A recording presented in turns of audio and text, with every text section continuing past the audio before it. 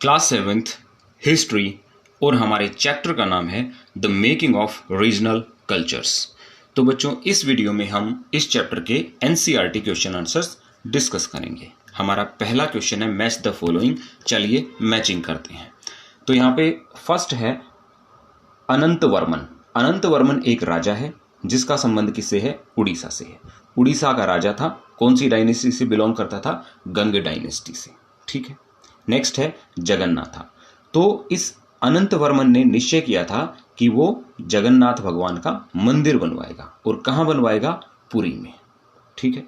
तो जगन्नाथ को मैच करेंगे पुरी से। उसके बाद है महोदयपुरम। यहाँ एक डायनेस्टी स्टेब्लिश होती है। कहाँ था ये महोदयपुरम? ये महोदयपुरम था केरल में।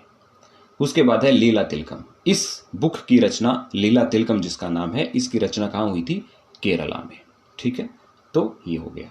उसके बाद है मंगल काव्यास।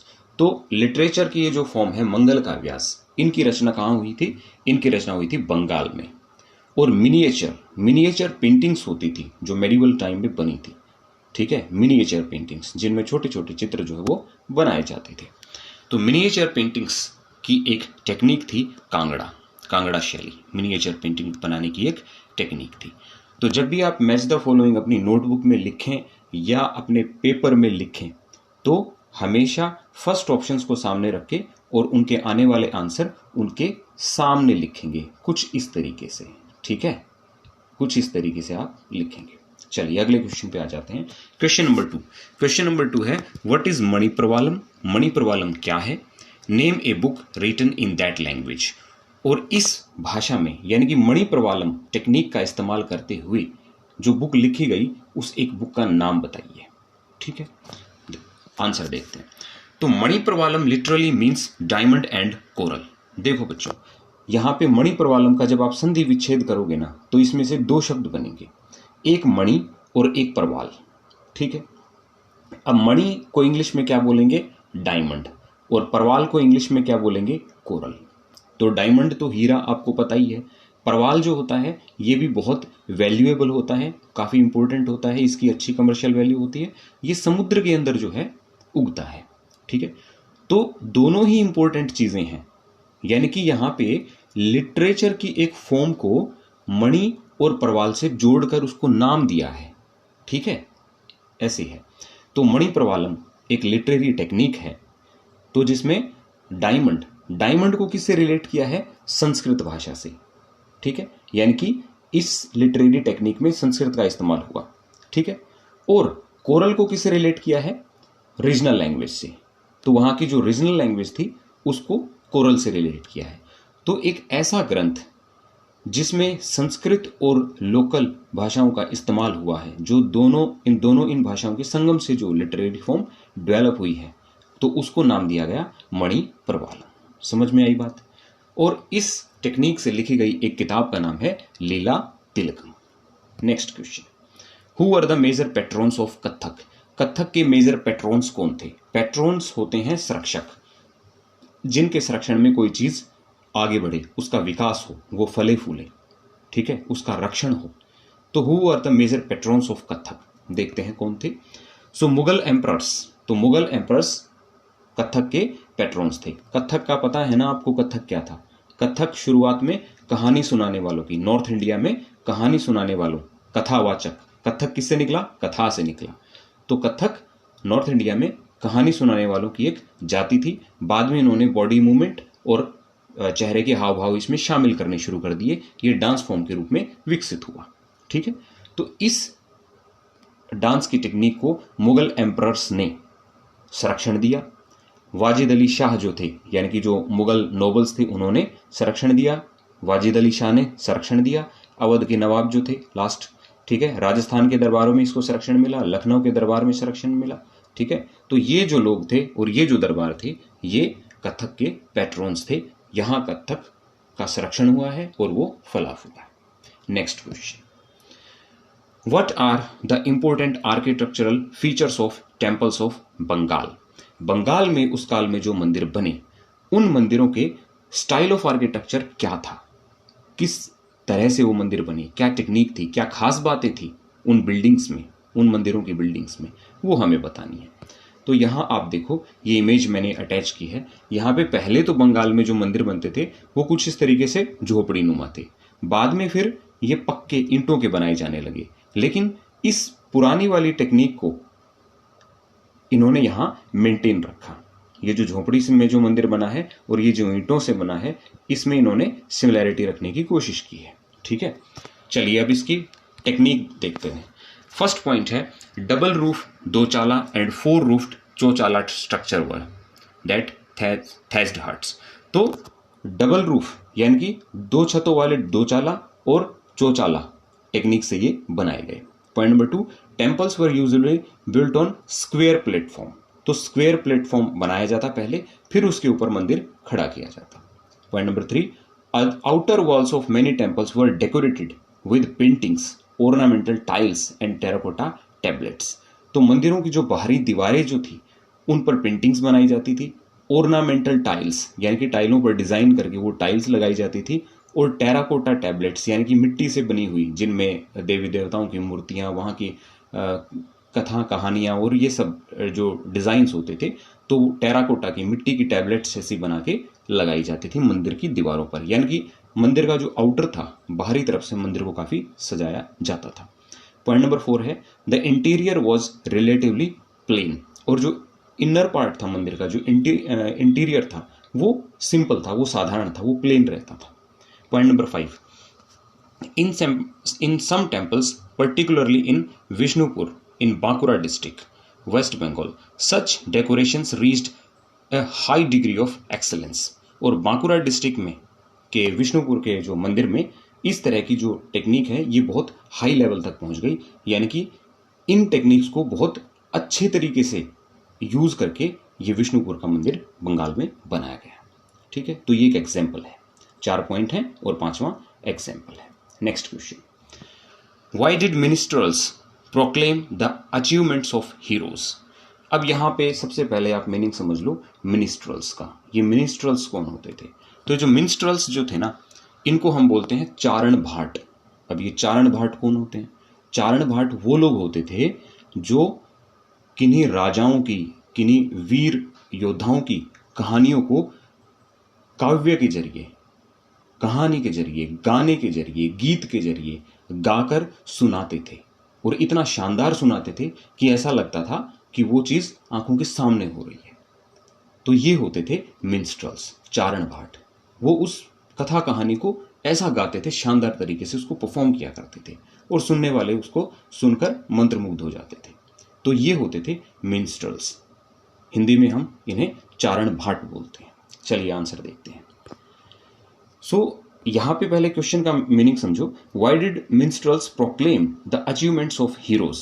तो ये जो मिन्स्ट्रल्स हैं, ये जो चारण भाट हैं, ये हीरोज की अचीवमेंट्स को क्यों प्रोक्लेम करते थे? ये उनकी वीर गाथाओं का क्यों बखान करते थे? क्यों करते थे भाई? ताकि ये वीर योद्धा लोगों की मेमोरीज में बने रहें और उनके आदर्शों को लोग सीखें, सुने, समझें और अपनी लाइफ में भी फॉलो करें। ठीक है, चलिए आंसर के पॉइंट्स देखते हैं। फर्स्ट पॉइंट है minstrels proclaim the achievements of heroes to preserve the memories of heroes. ताकि वो क्यों प्रोक्लेम करते थे? वो इसलिए उनकी यादों को गाते सुनाते थे बार बार, ताकि लोग उन योद्धाओं को याद रखें। ऐसे योद्धा हमेशा लोगों की मेमोरीज में बने रहें। ठीक है, point number 2, these stories were expected to inspire others to follow their example.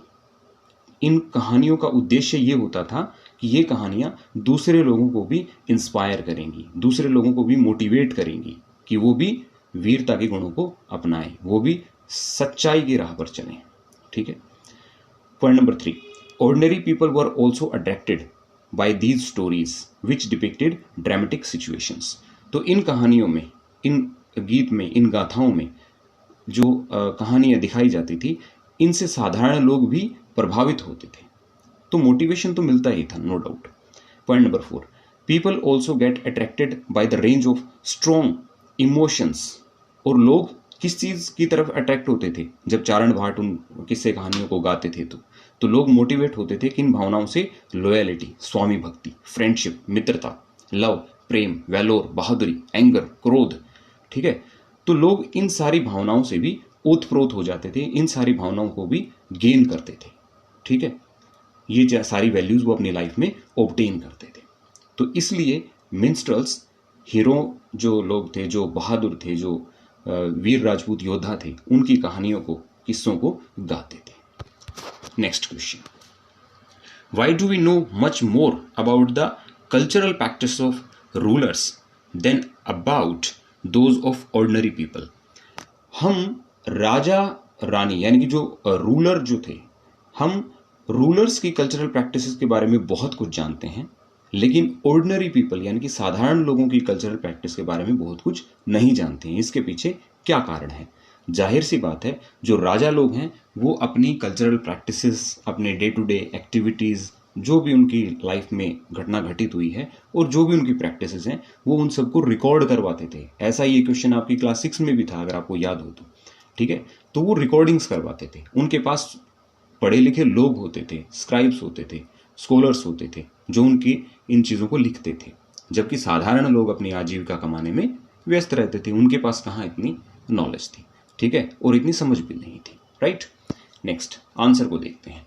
So first point है, we know much more about the cultural practices of rulers because their achievements और works were safely preserved in the palaces for centuries. क्यों पता है? क्योंकि उनकी cultural practices जो हैं, उन्हें रिटन फॉर्म में, उन्हें पेंटिंग्स की फॉर्म में प्रिजर्व किया गया है महलों में कई शताब्दियों तक, है ना, कई सेंचुरीज तक उन्हें रखा गया है संभाल के। तो वो चीज़ें संभाल कर रखी गई हैं, इसलिए आज हमें पता है। आज हम जब हिस्टोरिकल सोर्सेज को देखते हैं तो वो चीज़ें हमें मिल जाती हैं बड़ी आसानी से। ठीक है, पॉइंट नंबर 2 देखो, the rulers enjoyed intense wealth and power and hired specially trained minstrels to write their achievements in poems and songs. तो रूलर्स जो होते थे ना, उनके पास बहुत ज़्यादा पैसा था, उनके पास बहुत ज़्यादा धन था, समृद्धि थी। तो उनके पास जब इतना पैसा है तो वो किसको अपॉइंट कर सकते हैं? वो अपने पास जो है मिन्स्ट्रल्स को, चारण भाटों को, और कह सकते हैं पोइट्स को, कवियों को, और बहुत सारे स्क्राइब्स को, इन सब को अपने पास रख सकते हैं, उन्हें काम पर लगा सकते हैं, ताकि वो राजाओं की कल्चरल प्रैक्टिसेस को, उनकी डे टू डे रिकॉर्डिंग्स को नोट डाउन करें और उन्हें प्रिजर्व करें। Right, point number 3, life of ordinary people were busy in earning their livelihood. साधारण आदमी हैं, वो तो अपनी रोजी रोटी कमाने में व्यस्त रहते थे, उनको ये सब चीज़ें समझ में नहीं आती थी। Point number 4, ordinary people didn't had enough money और resources to preserve their work even if they had a story और पोएम्स। अगर उनके पास कोई कहानी भी होती, अगर उनके पास कोई कविता भी होती, तो भी उनके पास उतना पैसा नहीं था, उतने रिसोर्सेज नहीं थे कि वो उन चीज़ों को संभाल कर रख पाते। तो इस वजह से हमें रूलर जो रूलिंग क्लास थी, उनकी कल्चरल प्रैक्टिसेस के बारे में हमें बहुत ज़्यादा नॉलेज है, और आम लोगों की कल्चरल प्रैक्टिस के बारे में बहुत कम नॉलेज है। Next question, question number 7, Why did conquerors try to control the temple of Jagannatha and Puri? जितने भी conquerors आए हैं, यानी कि विजेता आए हैं, जिन्होंने पुरी वाले एरिया में, उड़ीसा वाले पार्ट में जीत हासिल की है, उन्होंने हमेशा जगन्नाथ टेम्पल को भी कंट्रोल करने की कोशिश की। तो वो ऐसा क्यों करते थे? देखिए, सिंपल सी बात है, पुरी का जो जगन्नाथ मंदिर है, उसकी पॉलिटिकल इंपॉर्टेंस बढ़ चुकी थी, उसकी कल्चरल इंपॉर्टेंस बढ़ चुकी थी। तो कोई चीज़ जब बहुत ज़्यादा इंपॉर्टेंट हो जाती है, तो आने वाले नए शासकों के लिए भी जरूरी होता है कि वो उस मंदिर को या उस चीज़ को, उस जगह को अपने प्रभाव में लें, उस पर कंट्रोल गेन करें। क्यों? ताकि लोग उनको एक्सेप्ट करें। राइट, चलिए आंसर देखते हैं। फर्स्ट पॉइंट है, this temple gained in importance as a centre of pilgrimage, wealth, power and culture.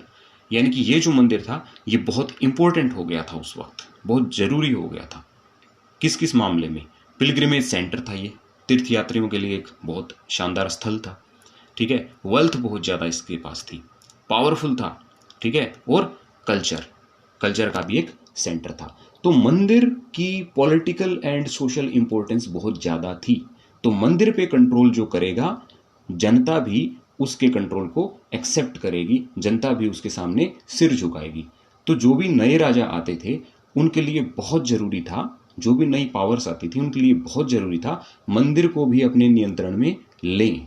ठीक है, point number 2, it's authority in social and political matters also increased. ये मैंने आपको बता ही दिया है कि पॉलिटिकल मैटर्स में और सोशल मैटर्स में मंदिर का प्रभाव बढ़ रहा था। मंदिर के जो पुजारी लोग थे वो जो कहते लोग मानते।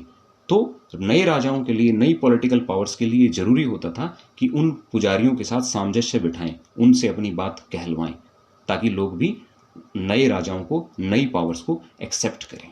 ठीक है। All those who conquered Orissa such as Mughals, Marathas and English East India Company attempted to gain control over the temple. और ये वो पावर्स बताई हैं जिन्होंने उड़ीसा को कंट्रोल किया। जैसे मुगल थे, मराठे थे, ईस्ट इंडिया कंपनी थी। तो इन्होंने मंदिर पर कंट्रोल गेन करने की कोशिश की। इन्होंने मंदिर को भी कंट्रोल में लिया। क्यों लिया? ताकि लोग उनके अथॉरिटी को एक्सेप्ट करें। ठीक है। Next, they felt that this would make their rule acceptable to the local people. ताकि लोकल पीपल जो है, उन्होंने ऐसा क्यों किया? ताकि लोकल पीपल उनके राज को, उनके रूल को एक्सेप्ट कर लें। ठीक है। तो चारों पॉइंट्स का एक बार छोटा सा रिवीजन लेते हैं।